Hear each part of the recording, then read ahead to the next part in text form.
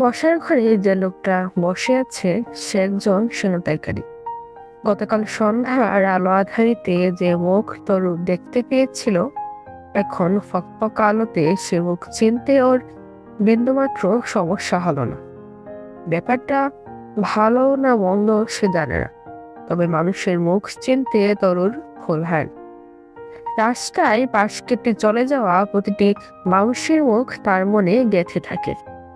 একটা ধারালো ঝকঝকে ছুরি বুকের মাঝখানটায় ধরে রেখেছিল লোকটা।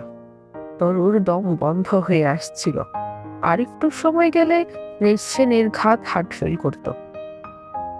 মোবাইল ফোনটা বের করে তার হাতে নিয়েছিল ভ্যানিটি ব্যাগটা।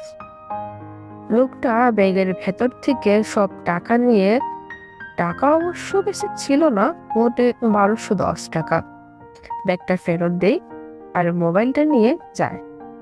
তার মুখ থেকে তখন ভোর ভোর করে গাঝার গন্ধ আসছিল।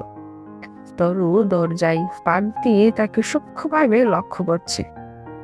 একে যুবক বলা যায়, বয়স 27-28-এর বেশি হবে না।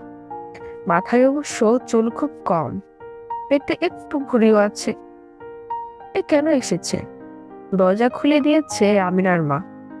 মহিলাকে অনেকবার বলা হয়েছিল পরিচিত না হলে দরজা না খুলতে, সে কথা শুনে না।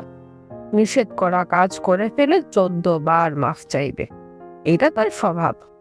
আমিনার মা কিচ্ছু জানে না, সে তার কাজ করছে রান্নাঘরে।